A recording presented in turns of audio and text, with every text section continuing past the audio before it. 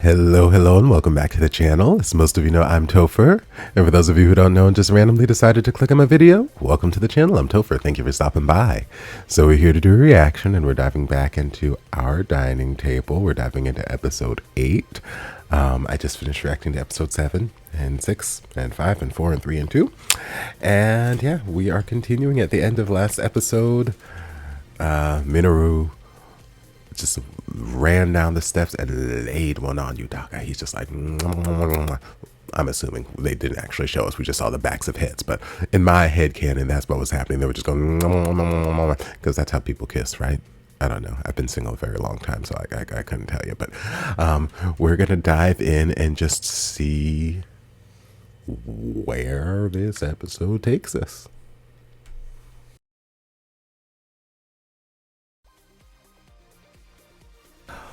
Okay, so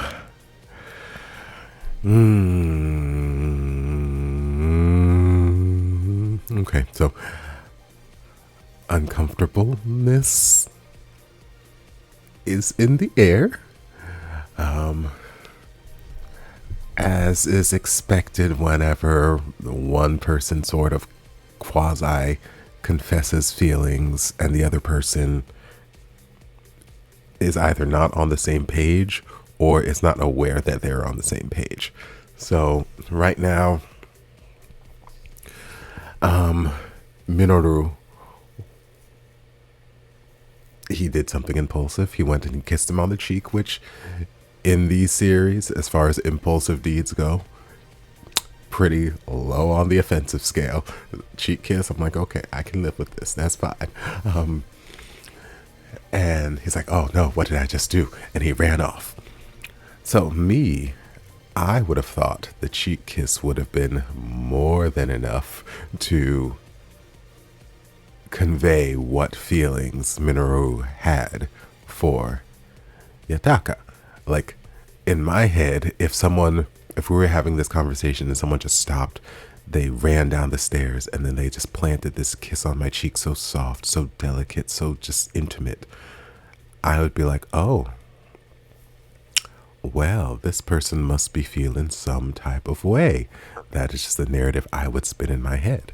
But apparently that wasn't enough of a hint. So by the time we got midway through the episode and they're meeting up for lunch or coffee or whatever it was, and Minoru is basically confessing his feelings, and he says, hey, you actually talked to me first. This was a scenario where we met first, this, that, the other, which technically in that scenario, Minoru spoke to him first. Like, Yutaka was talking to Dane, but technically speaking, it appeared as though Minoru spoke to him first, but we'll let that slide. But they met in the past, and then he wasn't sure if it was him when the beginning of the series, when Tane first came up and tried to steal his rice ball.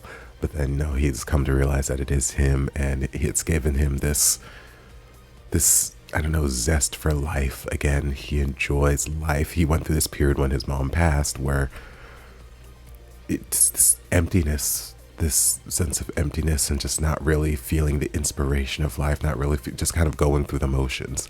And this time that he spent with Yutaka over the last couple episodes has really just given him this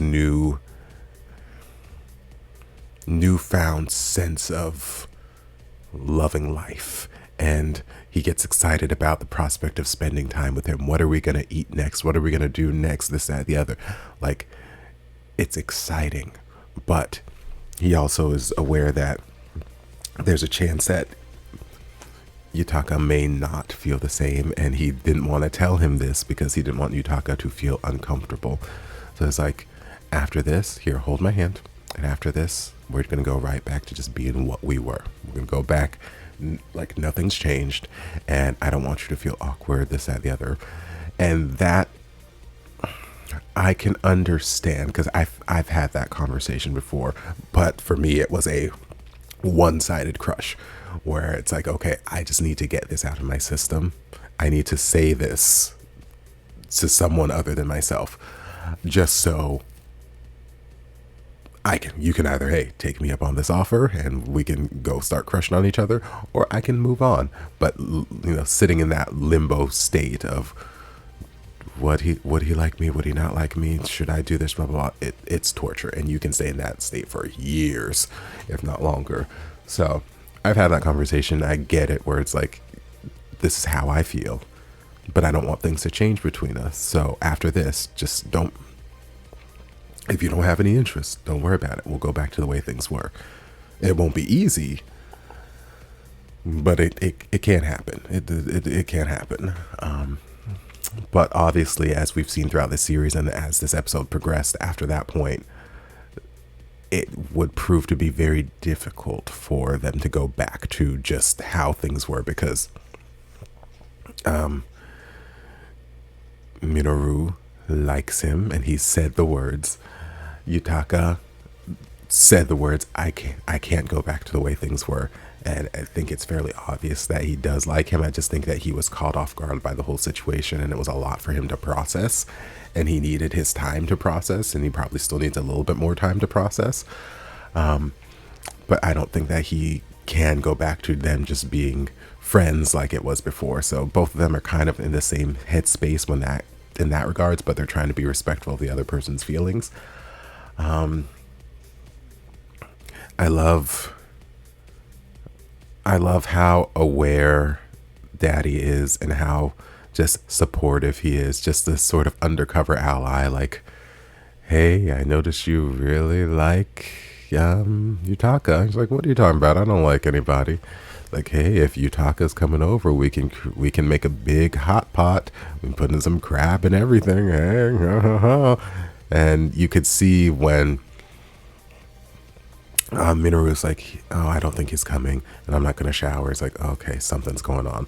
And then when he came home the next day and he's, playing ball with Tane, and Tane's like, when's he coming over? When's he doing this, that, the other? And he's like, I don't know. He's probably just busy at work. The look on Dad's face is like, okay, I can see where this is going. I don't know the full details, but my son is not doing too good right now. Got to find some way to fix this. I appreciate Daddy. I appreciate him. And then Yutaka's also got to deal with the whole family thing. He said last episode that he's planning on probably spending first couple days of the new year at home, show face. But now his brother is texting like, are you coming home? And he's not responding, which I'm like, baby, please respond this time. At least let them know you're alive. Please respond. But yeah, I'm interested to see whether or not they're going to take the family storyline any further. I feel like there's still quite a bit more exploration we could do in that regard, but I don't know if they're going to go down that path now with only 2 episodes left, but we'll just have to wait and see. Anyway, I hope you guys enjoyed this reaction. If you did, don't forget to like, comment, subscribe, share, turn on notifications to be notified when all of my shenanigans get posted. If there's anything else you'd like me to react to, be sure to leave it down in the comments. I'll get to it as soon as I possibly can. If you'd like to support the channel in other ways, you're more than welcome to join us over on Patreon. You don't have to, but you're more than welcome to if you want to. And I'll see you guys in my next video. Love ya. Mwah.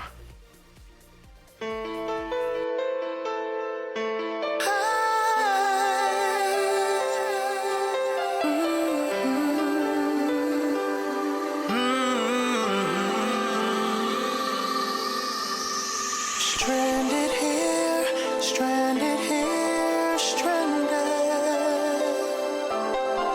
Stranded here, stranded here, stranded.